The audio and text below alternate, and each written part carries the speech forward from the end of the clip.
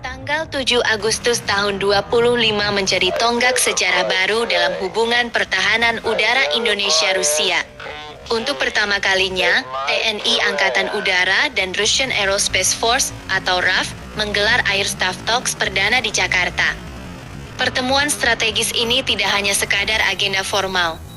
Ini adalah wujud keseriusan kedua negara dalam mempererat kerjasama militer, khususnya di ranah udara. Delegasi TNI AU dipimpin langsung oleh Asop Kasau Marsda TNI Suliono, didampingi sejumlah pejabat tinggi seperti Kolonel PNB Rizaldi Efranza, Kolonel Sus Suseno, Kolonel ADM Gusnadi, hingga Letkol Tek Wisnu Destanto.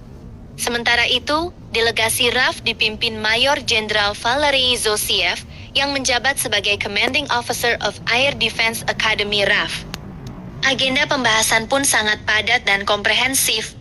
Mulai dari pertukaran kunjungan pejabat, pendidikan dan pelatihan bersama, berbagi informasi intelijen, pertukaran ahli atau subject matter expert exchange, hingga rencana latihan bilateral di masa depan.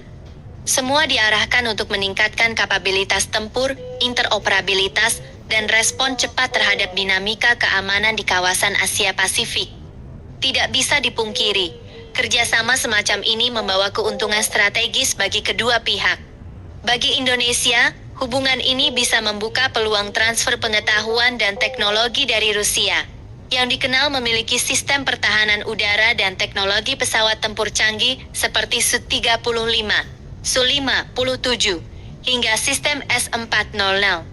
Sementara bagi Rusia, kemitraan ini memperkuat posisi mereka di Asia Tenggara sekaligus memperluas jaringan sekutu di kawasan yang semakin strategis.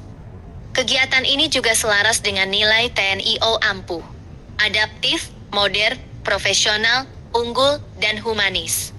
Kasau Marsekal TNI M.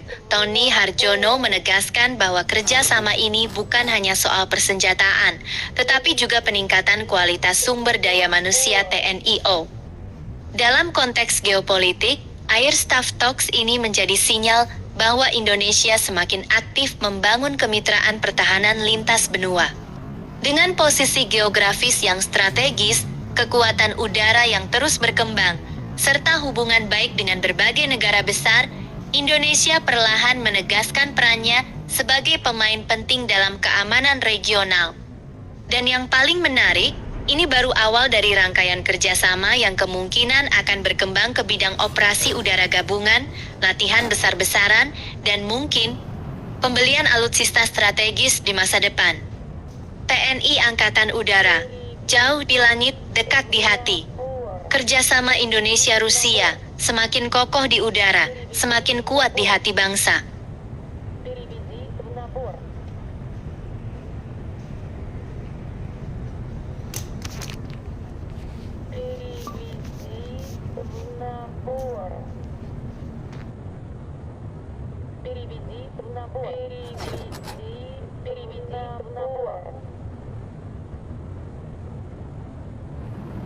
Divisi